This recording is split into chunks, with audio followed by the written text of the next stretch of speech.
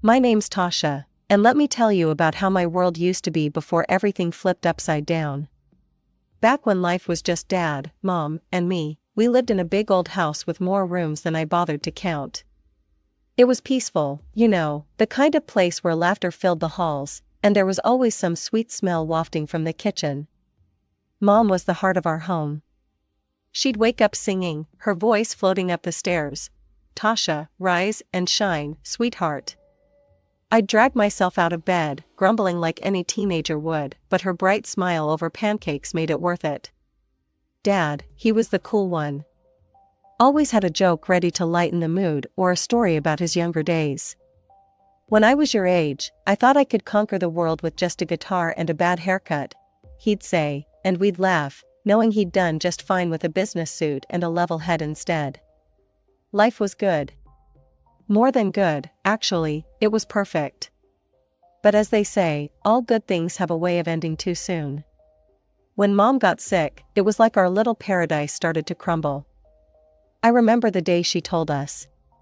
We were sitting in the living room, the TV was on but no one was watching. "I have some tough news," she said, her voice steady but her eyes betraying her fear. "Cancer." That word hit me like a ton of bricks. Dad reached for her hand, and they shared a look, a silent promise that they'd fight it together. The months that followed were rough. Hospitals, treatments, Mom losing her hair, but not her spirit.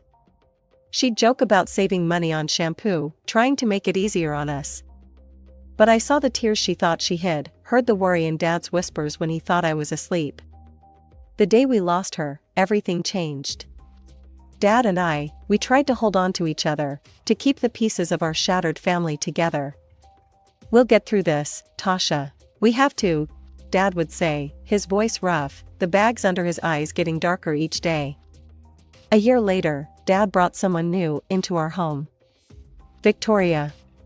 She was like a whirlwind, sweeping in with her perfect hair and sharp clothes, taking over everything Mom had left behind. The first time I met her, she looked me up and down, a smirk playing on her lips as if she'd already figured me out. She walked around, touching Mom's things, rearranging the furniture. "George tells me you're quite the student. I'm sure you won't mind helping out more around here, now that I'm taking care of things." I remember feeling my fists clench at my sides. Help out? This was my home, not some boot camp she could run. But for Dad's sake, I bit my tongue. "Sure, I can do more." Dad seemed to shrink a bit more each day, his laughter not as loud, his stories not as frequent.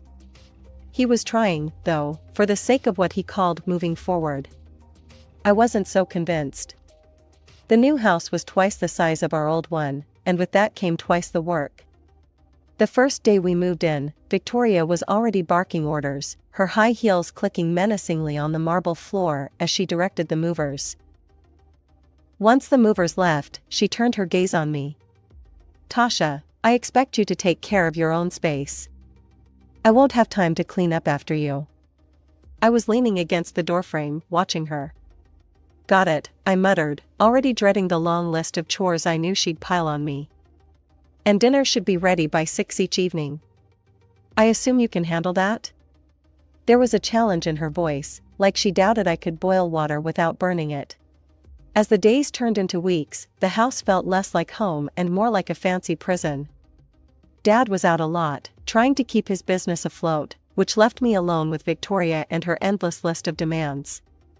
"Tasha, the living room is dusty." "Tasha, the silver isn't polished." "Tasha, did you forget the dry cleaning?" It was relentless.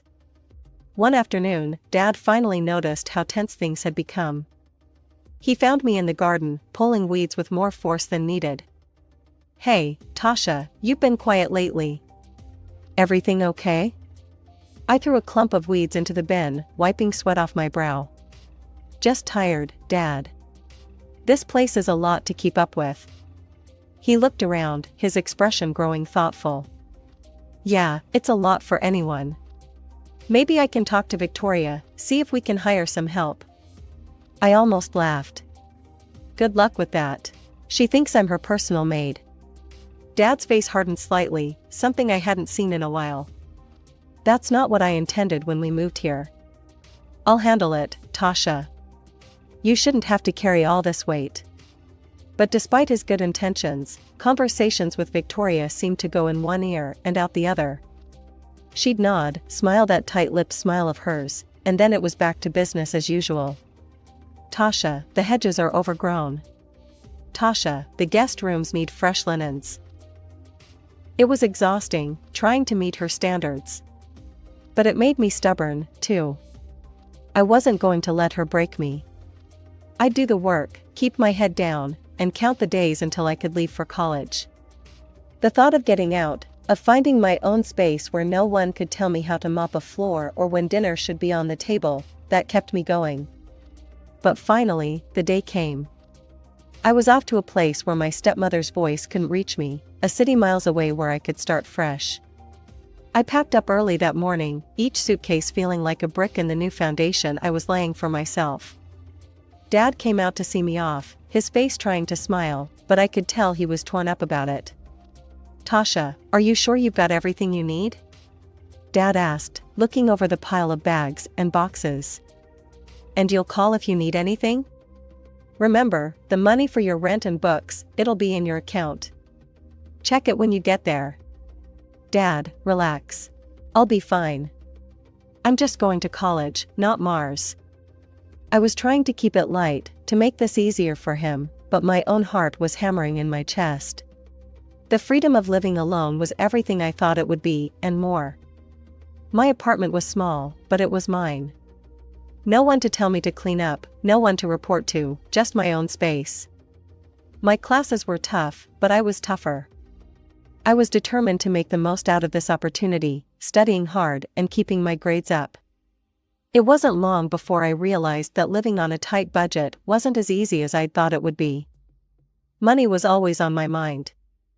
I didn't go out much, didn't see the point in blowing cash on parties when I had a goal in mind. Instead, I picked up a part-time job at a local cafe. It wasn't glamorous, but it was income, and every little bit helped.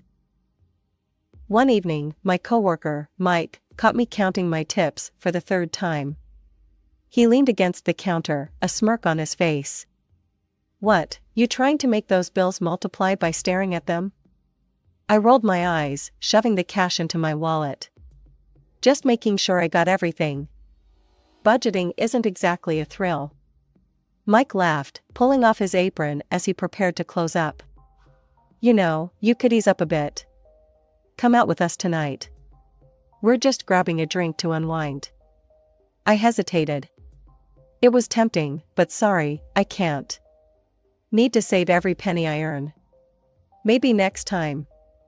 I was here to build a future, one where I'd be financially stable enough to never have to rely on anyone, Victoria or otherwise. I wanted to save enough to buy Dad something nice, something to show him how much I appreciated everything he'd done for me. Just when I thought I had my life at college figured out, everything started to unravel.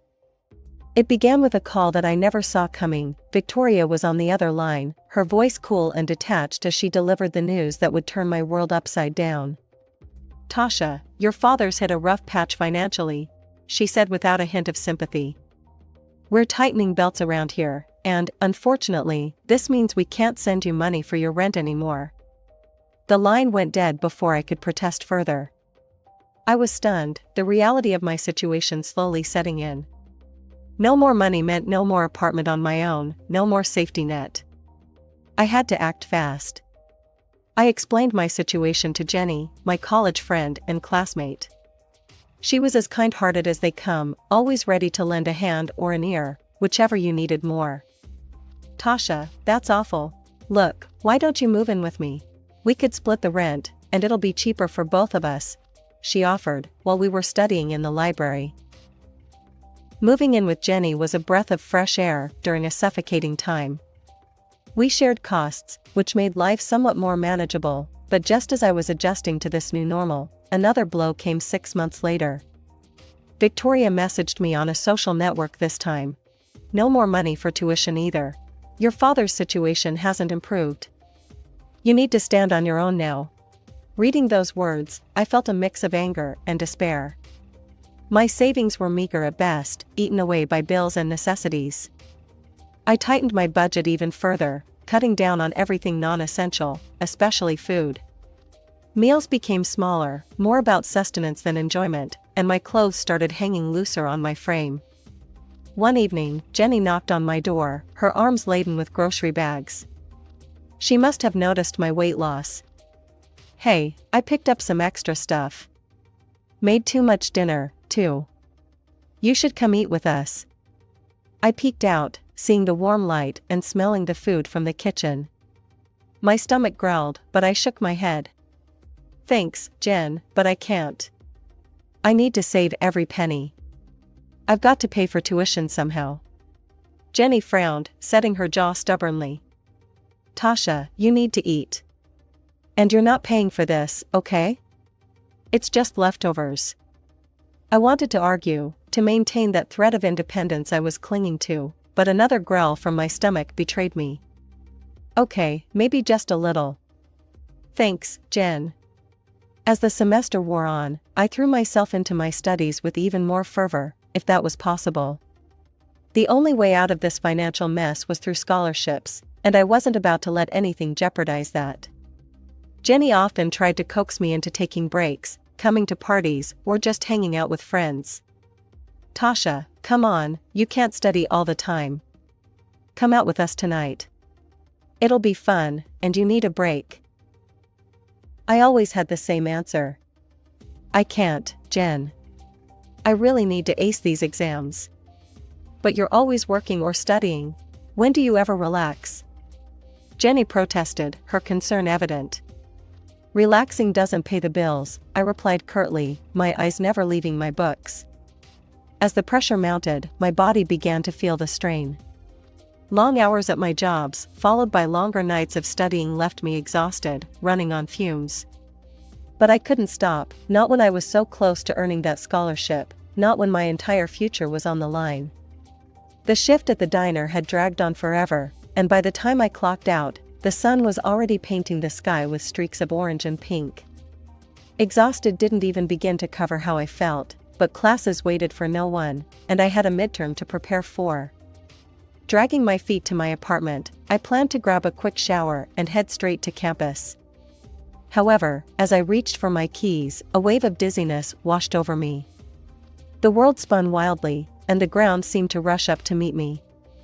The last thing I remembered was the cold pavement against my cheek, then darkness. I woke up with a start, the sterile smell of antiseptic flooding my senses. Blinking against the harsh fluorescent lights, I found myself in a hospital bed, and 4 drip attached to my arm, and Jenny sitting by my side, her expression a mix of relief and worry. "Tasha, you're awake. God, you scared me. I found you passed out outside your apartment," Jenny said, her voice shaky. "You collapsed, Tasha. The doctors said you're severely malnourished and dehydrated. You've been pushing yourself too hard. You need to rest." Rest was a luxury I couldn't afford. Not now. Not with everything hanging by a thread. But arguing felt like running a marathon, and I didn't have the energy. After a couple of days under observation, I was discharged with strict instructions to take it easy. Instructions that might as well have been written in sand for all the good they did. I headed straight home, my body weak, but my mind racing with all the things I needed to catch up on. Once home, I tried calling Dad. I needed to hear his voice, to tell him what happened. Maybe, just maybe, he could help. But the calls went straight to voicemail. Frustrated and feeling more alone than ever, I dialed Victoria's number next. She picked up on the 3rd ring. "Yes? It's Tasha. I started, but the words tangled up, thick with emotions I couldn't control. "Your father is out of the country. Business," she interrupted sharply. "And before you ask, no, we can't help. You're on your own." Her words hit like a slap. But "There's nothing more to discuss, Tasha. You're an adult. Handle it." The line went dead, leaving a ringing silence in its wake. I sat there, phone in hand, the weight of her dismissal crushing. It was then, in that quiet apartment, that the reality of my situation truly sank in. I was alone. Utterly and completely. Exams were creeping up, looming over me like dark clouds ready to burst. The stress was a tangible thing, wrapping its fingers around my throat, making it hard to breathe. To keep up with my studies, I had no choice but to let go of one of my jobs. Money, already a trickle, now felt like it had dried up to a few last drops. Sitting across from Jenny in the little diner we frequented, I fiddled with the edge of the menu, my stomach growling but my wallet painfully thin. "Stop looking at the prices, Tasha. I've got this, okay?" Jenny said, her voice firm but gentle. She was trying to be supportive, but accepting help never got easier. "I'll pay you back. Every cent," I muttered, feeling the weight of each word. Jenny rolled her eyes, a smile tugging at her lips. Yeah, I know. Just order something hearty, alright? You look like you could use it." Reluctantly, I ordered the cheapest meal, my pride aching with every word. But Jenny was right, I needed the energy, especially now. As the exams rolled in, one after the other, I poured everything I had into them. Nights blurred into days, textbooks and notes scattered around me like a fortress. When the results came in, I couldn't believe my eyes, straight A's. A tuition bonus followed, a small but significant light at the end of a very dark tunnel. I should have been over the moon, but all I could do was collapse into bed, my body and mind shutting down from sheer exhaustion. I slept for days, missing calls and messages, the world moving on without me. One night, wrapped in the solitude of my small apartment, I dreamt of Mom. She was in our old kitchen, humming a tune, her smile warm and inviting. "Tasha, come here, sweetheart," she called, her voice a soft echo of better days. In my dream, I went to her, basking in the feeling of being home, being safe. But as dreams do, it ended, and I woke up in tears, the ache in my chest raw and fierce. The emptiness of the apartment was suffocating, and a desperate need to connect with her overwhelmed me. I made a decision then, one that felt like grasping at straws but necessary. I would go back to my hometown, visit her grave, and maybe, just maybe, find some of that peace I saw in my dream. Checking my bank account, I calculated what I could afford, a cheap bus ticket, the cheapest I could find. Work could do without me for a couple of days, I wasn't much use to them or anyone else in my current state anyway. "Jen, I'm going home for a couple of days," I told her over the phone, my voice more steady than I felt. "Home?" There was a pause, and I could picture her brow furrowing in concern. "Are you sure that's a good idea?" "Okay, but call me, alright?" "Anytime, day or night. Promise?" "Promise," I said, feeling a thread of warmth at her concern.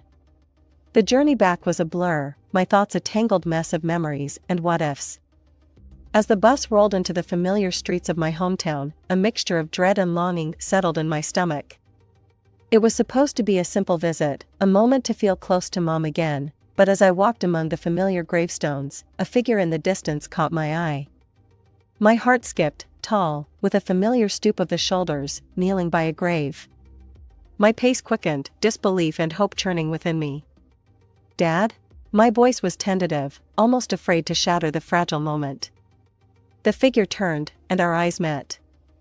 There was a flicker of confusion, then recognition, and something that looked a lot like sorrow. "Tasha?" His voice broke, raw with emotion. It had been so long. I ran to him, no longer caring about the cold or the tears that had started to spill over. "Dad, what are you doing here?" He rose quickly, nearly stumbling in his haste, and enveloped me in his arms. I was suddenly 5 years old again, safe and cherished. I had a dream about your mother," he confessed, pulling back just enough to see my face. "She told me to come here today." I gasped, the parallel too stark to ignore. I had a dream about her, too. That's why I'm here. Dad wiped away my tears with an old handkerchief, rough and a bit frayed. "Seems like she's still looking out for us, huh?" "Yeah, seems like it," I agreed, laughter mingling with my tears. "We should talk, Tasha. Come back to the house with me," Dad suggested, his tone hopeful yet cautious. I hesitated, images of Victoria's cold stares flashing through my mind. Are you sure? What about Victoria? She'll manage. You're my daughter, and we have a lot to catch up on. His voice held a firmness I hadn't heard in a long time.